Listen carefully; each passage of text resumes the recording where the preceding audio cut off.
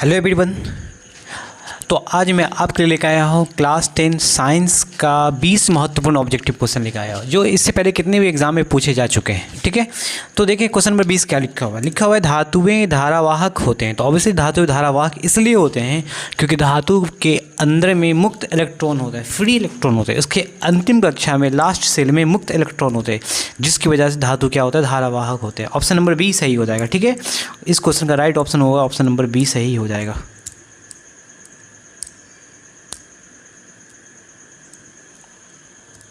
आते question number 21 में आते हैं।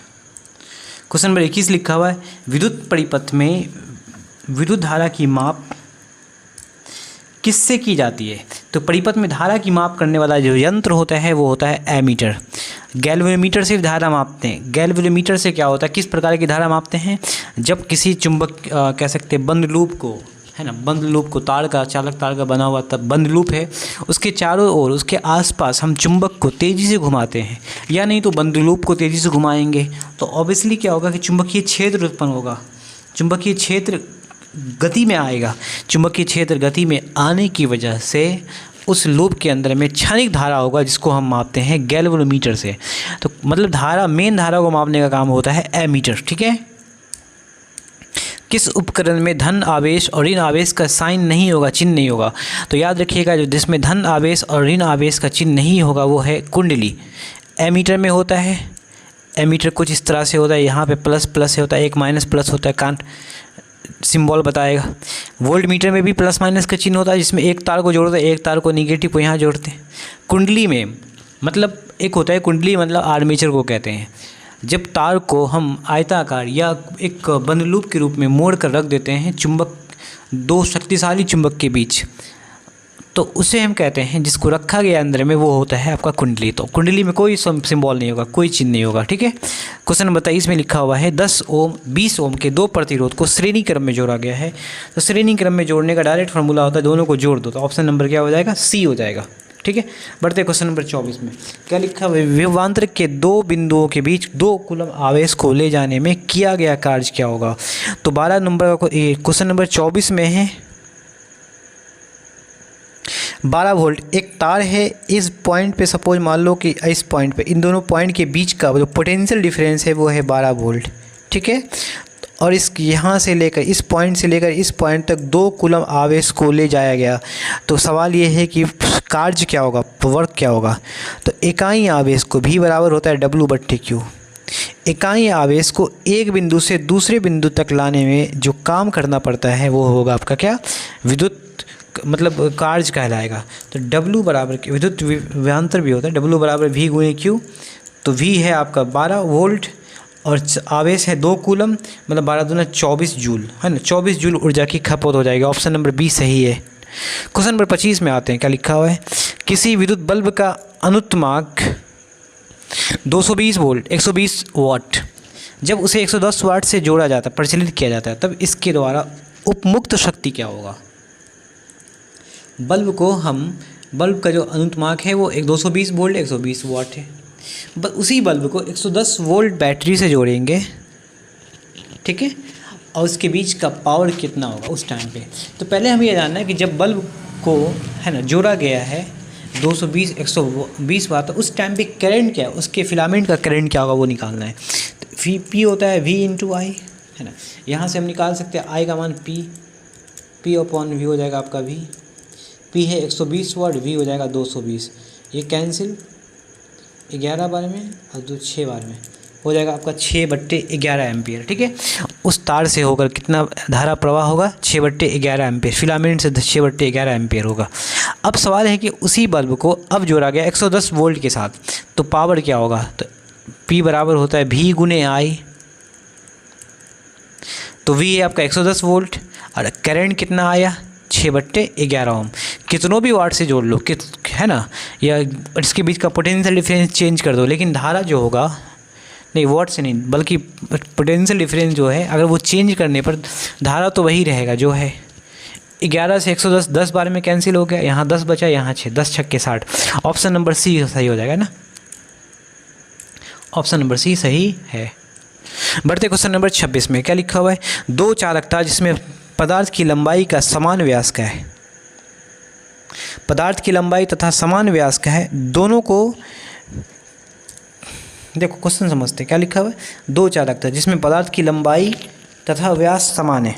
ठीक है, कह रहा है कि किसी विद्युत परिपथ में पहले श्रेणी क्रम में फिर पार्श्व क्रम में जोड़ा गया है। पहले श्रेणी में जोड़ेंगे फिर पार्श्व में।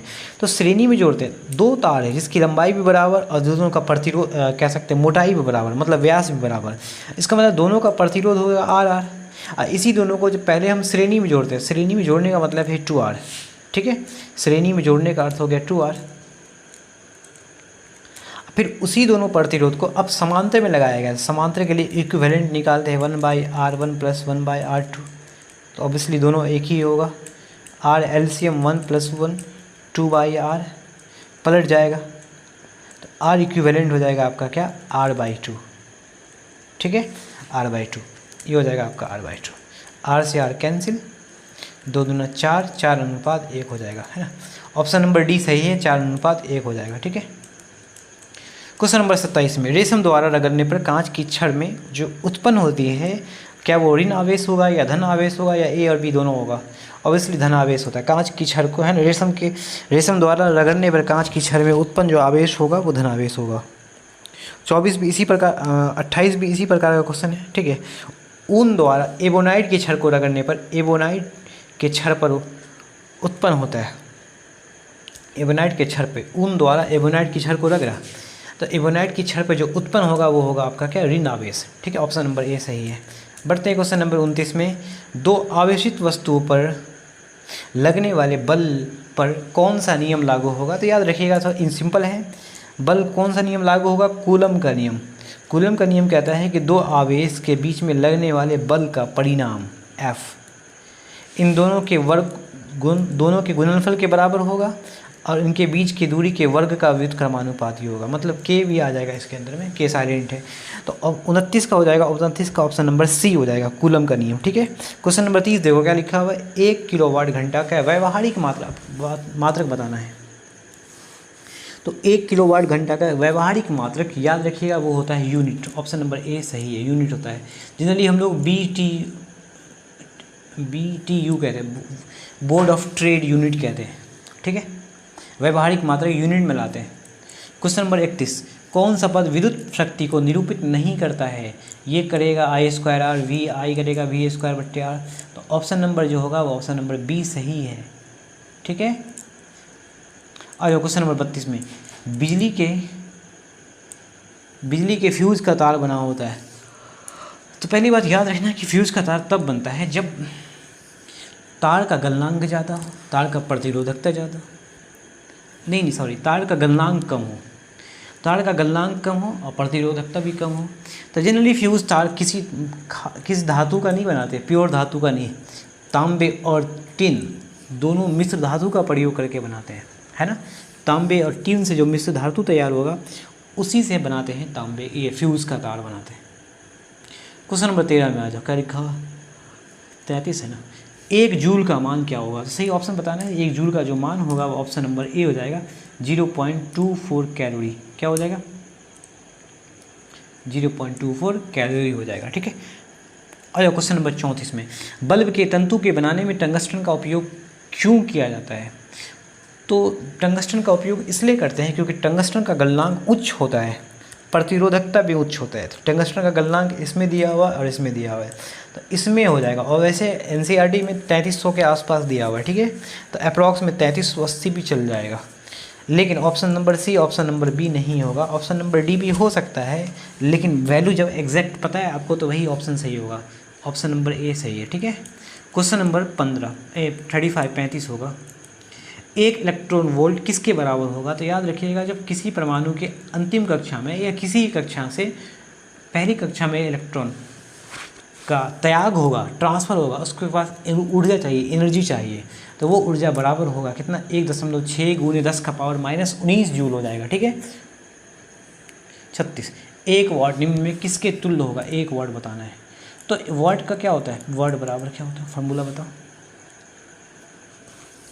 V × I होता है। तो V के लिए वोल्ट हो जाएगा, I के लिए एम्पियर हो जाएगा, है ना।